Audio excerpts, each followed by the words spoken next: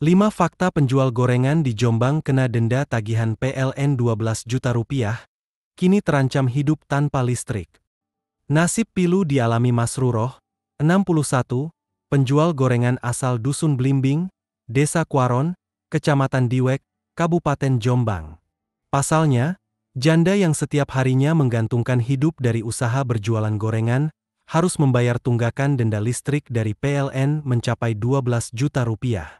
Berikut 4 fakta seputar denda listrik dari PLN yang melilit Masruroh. 1. Gadaikan BPKB untuk bayar tunggakan. Masruroh, 61 sempat menggadaikan BPKB untuk mencicil tunggakan. Namun, Masruroh akhirnya menyerah. Kini bebannya semakin berat lantaran PLN melakukan pemblokiran token listrik di rumahnya. Suami saya sudah meninggal, ayah saya juga. Saya harus gimana? Saya tidak mampu, keluh Masruroh di depan wartawan.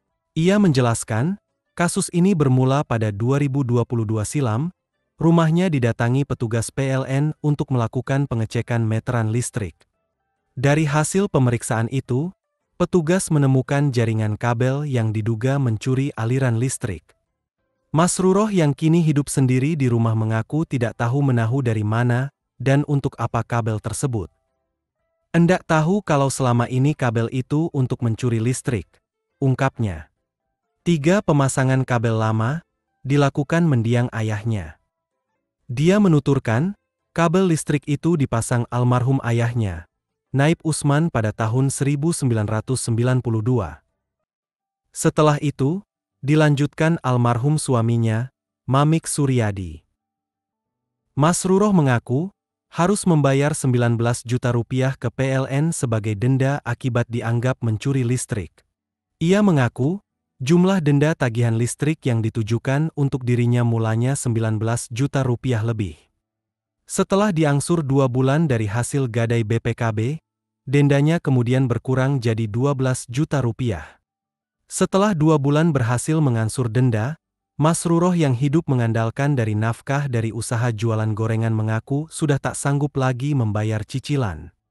Dalam perkembangannya, ia mendapatkan surat pemberitahuan dari PLN melalui WhatsApp sambungan selulernya.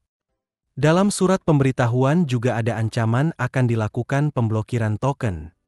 Karena tak kunjung ada pembayaran, pada 2023 PLN kemudian mencabut meteran dan aliran listrik di rumah Masruroh. Padahal, aliran listrik tersebut juga digunakan oleh tetangganya yang menyewa ruangan di samping rumah Masruroh. Dirinya berharap utang yang diklaimkan oleh PLN ini bisa dihapuskan. 4. Terancam hidup tanpa listrik. Akibat pemblokiran toker yang dilakukan PLN, kini rumah Masruroh di Desa Kwaron terancam tak bisa dialiri listrik. Ibu sebatang kara yang hidup sendiri ini, bingung bagaimana jika kondisi rumahnya tanpa listrik. 5. PLN sebut tagihan listrik harus dibayar. Menegaskan, pelanggan dengan tunggakan tidak diperbolehkan menerima aliran listrik sebelum membayar atau mencicil tanggungan. Dalam kasus Masruroh, utang tersebut mencapai 12,7 juta rupiah yang disebut menempel pada ID pelanggan dengan daya 2200 watt yang masih aktif. PLN mengakui hingga saat ini belum memiliki mekanisme penghapusan piutang pelanggan.